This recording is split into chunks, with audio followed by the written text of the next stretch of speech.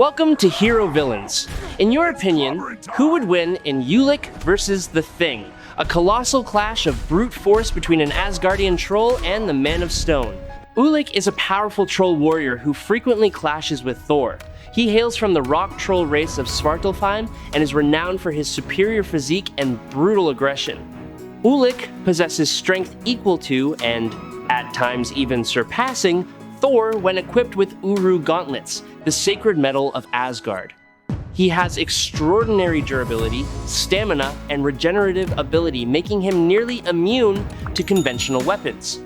In numerous battles, Ulik has proven himself to be one of the most formidable physical adversaries of Asgard. The Thing, whose real name is Ben Grimm, is a core member of the Fantastic Four. After a cosmic accident, his body transformed into an orange rock-like form with immense superhuman strength. The Thing can lift hundreds of tons, possesses nearly impenetrable rocky skin, and tremendous endurance. He stands out not only for his physical power, but also for his unbreakable will and extensive combat experience. If Ulik represents savage brutality, then the Thing embodies indomitable will and heroic spirit. Before we dive deeper into the analysis, please press the subscribe button and remember to turn on notifications by clicking the bell icon. Thank you very much.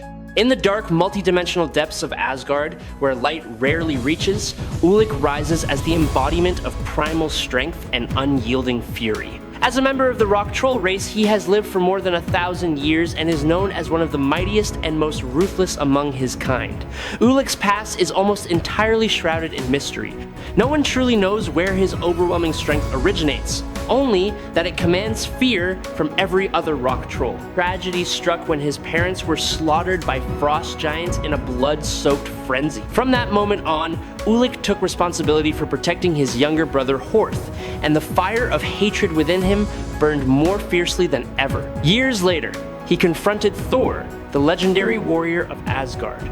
That fateful clash ignited a bold ambition within Ulik as he sought to seize the legendary hammer for his people. Ulik became the spearhead under King Gauntlets. Armed with a replica hammer, he charged into battle with storm-like fury that seemed to tear the heavens apart. Each swing shook the battlefield, each step made the earth tremble. Yet, before the divine power of Thor, Ulik ultimately fell. The invasion of Asgard failed. After his first defeat at Thor's hands, Ulik did not abandon his ambition. In the years that followed, he repeatedly challenged the god of thunder, but the outcome always favored Asgard. Each fall deepened his rage, his hatred fueling ever bolder schemes. At one point, Ulik assembled an army of rock trolls and opened a tunnel through space leading directly to Earth, determined to bring war to the human world. However, Thor once again appeared like an impenetrable wall of steel, forcing the invasion to end in bitter failure. Ulik escaped and retreated into the darker realms of Asgard, where light had never reached. There, he discovered a forgotten troll tribe unknown even to Gauntlets. With overwhelming strength, Ulik defeated their leader and declared himself their ruler. The roar of the trolls echoed between two worlds, and stone and earth trembled beneath the march of the dark army. Yet fate seemed to mock Ulik once more. The invasion was repelled again, and the interdimensional gate was sealed with molten stone, burying his dream of dominion in a sea of blazing fire. Even so, Ulik will continue to smolder, waiting for another opportunity to erupt into a new storm. Ulik is not merely a powerful rock troll. He represents the pinnacle of his entire race. If an ordinary rock troll reaches a strength level of around 25, Ulik is recorded at 95.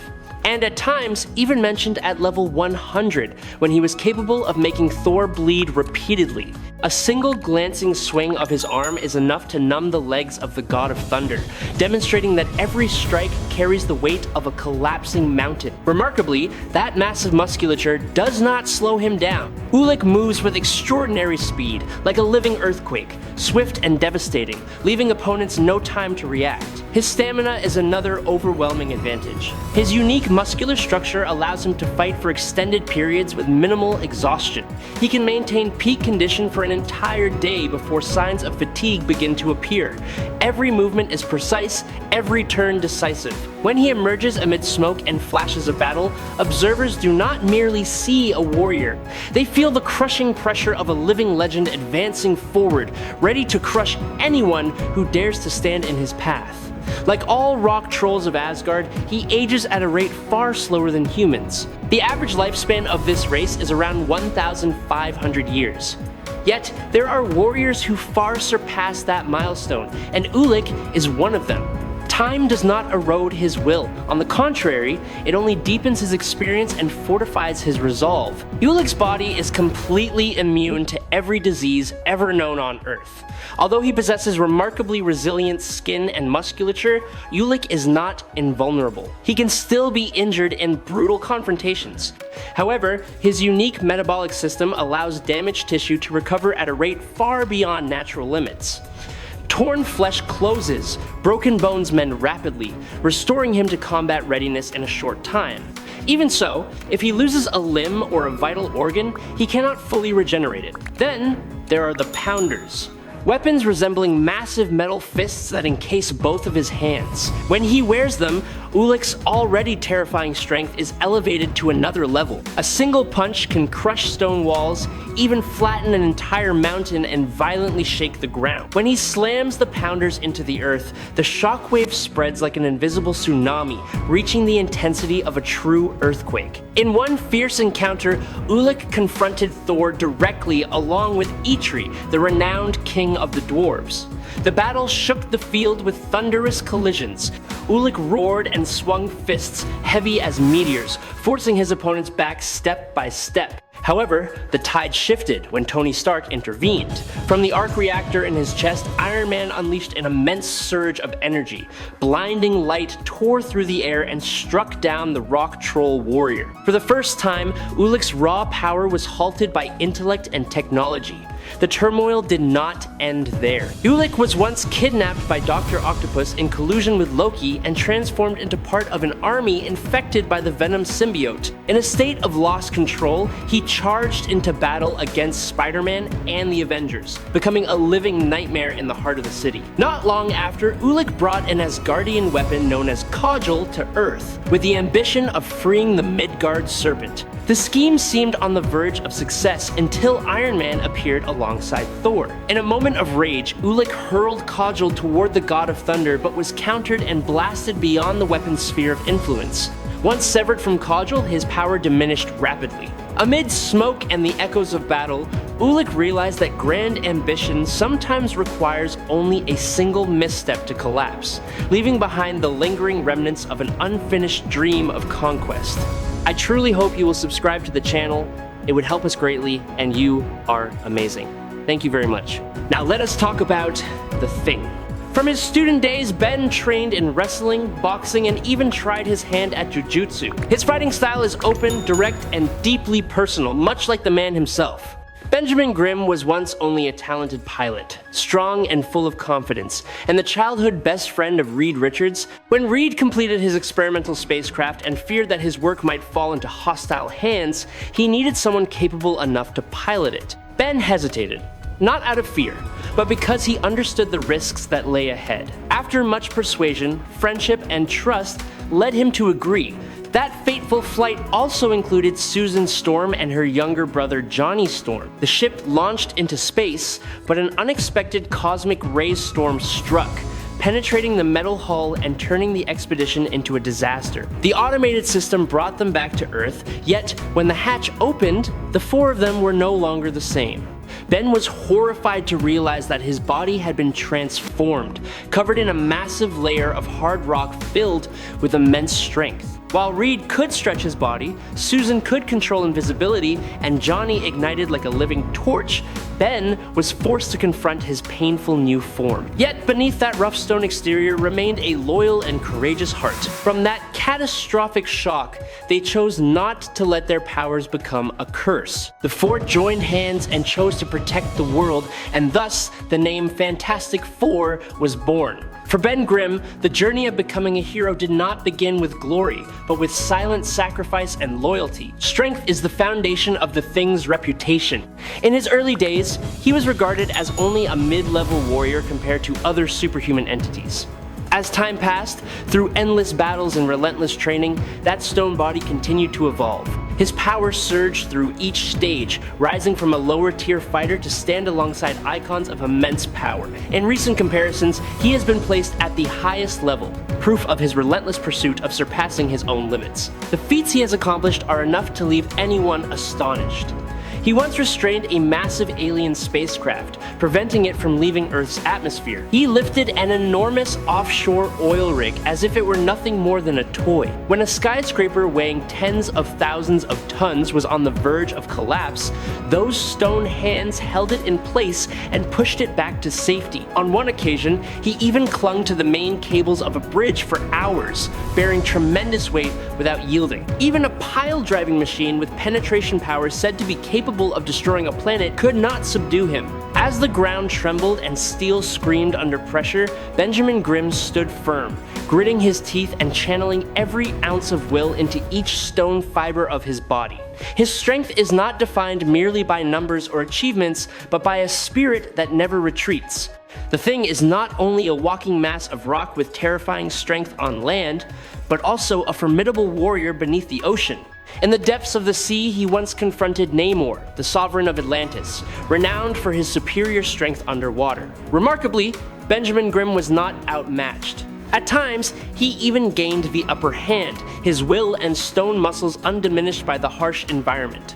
Although he is often considered inferior to Hulk, the Thing has repeatedly forced the world to see him differently. He once delivered a punch powerful enough to knock back the savage Hulk as he charged forward like a storm, causing the Green Giant to stagger. He has even made Green Scar bleed and has knocked down Immortal Hulk during explosive bursts of power. That does not mean he always wins, but it clearly proves that he is one of the few who possess the courage to stand toe-to-toe with the Green Goliath without fear.